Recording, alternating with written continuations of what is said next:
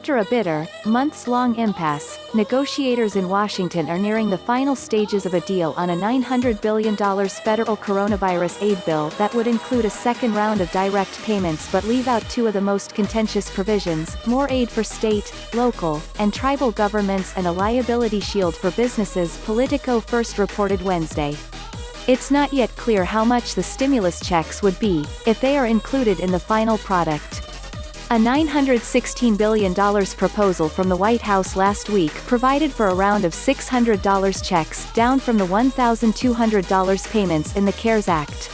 Citing one person familiar with the discussion, The Washington Post reported Wednesday that the new direct payments are likely to be in line with what the White House first proposed. Senator Joe Manchin, D.W. VA, told CNN Wednesday morning that he believes the checks would be in the $500 to $600 range if they are included, but added that he did not have insider knowledge of Tuesday's discussions.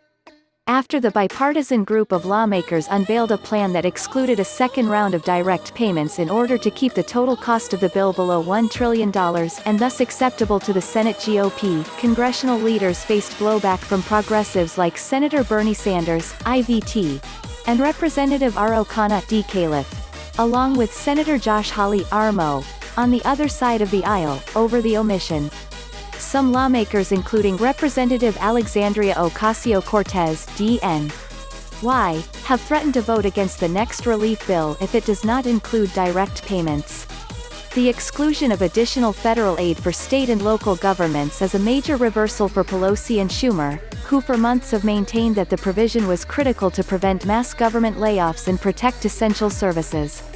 Republicans led by McConnell, on the other hand, were staunchly opposed to what they cast as an unfair bailout to Democrat-run states and cities that had mismanaged their finances. The exclusion of legal protections for businesses from coronavirus-related lawsuits is a major concession from McConnell, who along with many in the GOP believe those protections to be essential to give businesses the confidence to reopen again and who at one point characterized their inclusion as a red line in negotiations. Democrats fought hard against the liability waiver on the grounds that it would protect businesses at the expense of workers' safety. The lawmakers involved in the bipartisan effort, parts of which are now being used as a framework for the final deal, have emphasized the $900 bill is likely to be followed by additional legislation in the new year. Everyone knows that more is going to be needed in order to keep this economy going, Senator Manchin said in a separate interview on MSNBC Wednesday morning. Joe Biden will make that decision when he becomes president.